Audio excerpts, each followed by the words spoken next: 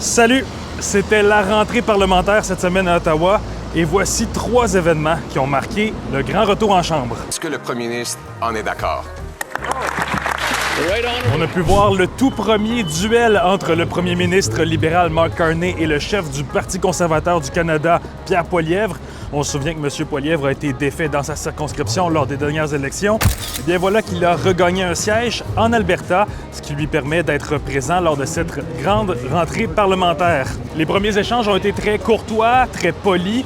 Mais je pense qu'on est tous d'accord avec la mission de rétablir un Canada où le travail acharné est récompensé avec des logements et de la nourriture abordable. Tout à fait d'accord avec les sentiments, les objectifs que le chef de l'opposition vient d'exprimer pour notre grand pays.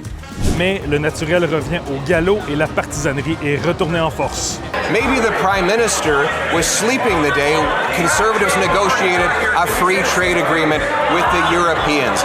He's going around taking credit for things that he never did while his economy collapses here at home.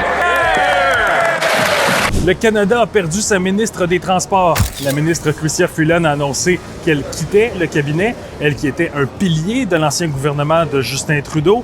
Madame Freeland voulait relever de nouveaux défis. Ben voilà que Mark Carney l'a nommée représentante spéciale du Canada pour la reconstruction de l'Ukraine. Un poste au contour flou, on ne sait pas exactement ce que ça fait. Chose certaine, Madame Freeland reste à Ottawa, conserve du moins pour l'instant, son siège de député, quoiqu'elle a dit qu'elle ne se représenterait pas aux prochaines élections. Et on connaît enfin la date du budget du Canada pour 2025. Marquez vos calendriers, le budget sera le 4 novembre. Le 4 novembre au soir! On en saura un peu plus sur la promesse du premier ministre Mark Carney de dépenser moins et d'investir plus. This is going to be a generational investment in our future.